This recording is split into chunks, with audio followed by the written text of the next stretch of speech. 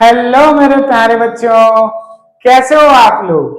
आशा करता हूं कि आप सभी मां शारदे की कृपा से स्वस्थ और मस्त जरूर होंगे। तो चलिए आज की क्लास को स्टार्ट करते हैं। आज की क्लास में हम मोनेरा किंगडम के बारे में डिस्कस करने वाले हैं। जी हाँ, आज की क्लास में हम किसके बारे में डिस्कस करेंगे? मोनेरा किंगडम्स के बारे में डिस्कस करेंगे। इतनी बात क्लियर है बेटा? अगर आप फर्स्ट टाइम विजिट कर रहे होंगे so please like this channel and subscribe now. So चलिए स्टार्ट करते हैं। बेटा जो मोनेरा किंगडम्स होता है, ठीक है, इसको किसने बनाया था? ठीक है, तो मोनेरा जो किंगडम्स होता है इसको किसने बनाया था बेटा? हेकल नामक साइंटिस्ट ने बनाया था। इतनी बात क्लियर है कि नहीं है? होनी चाहिए। ओके, नाउ नेक्स्ट, तो मोनेरा किंगडम्स की क्या क्या फीचर्स हैं, ठीक है, क्या क्या लक्षण हो सकते हैं, ये आपके बोर्ड एग्जाम्स में आते हैं। इतनी बात क्लियर है कि नहीं है? तो एक बार जरूर देख लीजिएगा।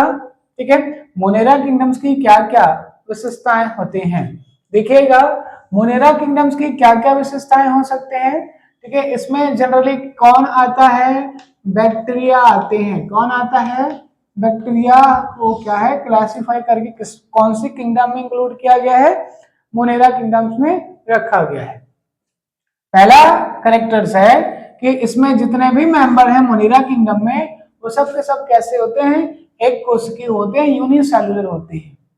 इतनी बात क्लियर है? और क्या होता है? प्रोकैरियोटिक होते हैं।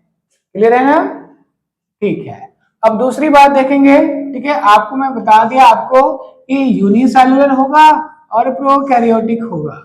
इतनी बात क्लियर है कि नहीं है? अब प्रोकैरियोटिक किसको कहते हैं?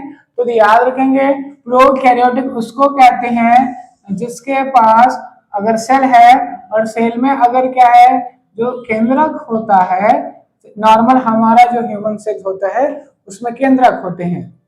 क्लियर है कि नहीं है? लेकिन जो क्या होता है प्रोकैरियोटिक ऑर्गेनिजम्स जो होते हैं, प्रोकैरियोटिक जो सेल होता है, ठीक है, उसकी बॉडी पर, ठीक है, ट्रू न्यूक्लियस एब्सेंट होता है। क्या होता है? ट्रू न्यूक्लियस एब्सेंट होता है। सिमिलरली मोनेरा किंगडम्स के जितने भी मेंबर्स हैं सब में क्या होगा? ठीक है, उसमें न्यूक्लियस के जो मेम्ब्रेन्स होते हैं वो क्या होते हैं? एब्सेंट होते हैं। इतनी बात क्लियर है कि नहीं है? तो इसमें केंद्रक झिल्ली का क्या होता है? सुविकसित नहीं पाया जाता। ठीक है, बात समझ में आ गया? ठीक है, उसके बाद में क्या है, इसमें जितने भी क्या है मेंबर्स हैं सबके सब क्या है? माइक्रो ऑर्गेनिजम्स होते हैं, सूक्ष्म जीव होते हैं। ओके, नाउ नेक्स्ट इज देखेंगे इसमें जो क्या होता है एक्चुअल में क्या है मोनेरा किंगडम्स के जितने भी मेंबर्स हैं उसमें क्या पाया जाता है? सेल वॉल पाए जाते हैं। ठीक है, कोशिका भित्ति पाया जाता है। और इसमें जो मेंबर्स है उसकी जो कोशिका भित्ति होता है, सेल वॉल होता है, वो पेप्टाइडोग्लाइकॉन का बना होता है। किसका बना होता है? पेप्टाइडोग्लाइकॉन का बना होता है। इतनी बात क्लियर है ना? नेक्स्ट लक्षण है, इसमें जितने भी क्या है बेटा, ठीक है, आपके मेंबर्स हैं उसमें क्या होता है? उसमें स्वापोषी के गुण, विषम पोषी के गुण एवं परजीविता के गुण पाया जाता है। इट मींस ऑटोट्रॉप्स होते हैं, हेट्रोट्रॉप्स होते हैं। इतनी बात क्लियर है कि नहीं है? तो आपको इतनी बातें, इतने लक्षणों के बारे में पता होनी चाहिए।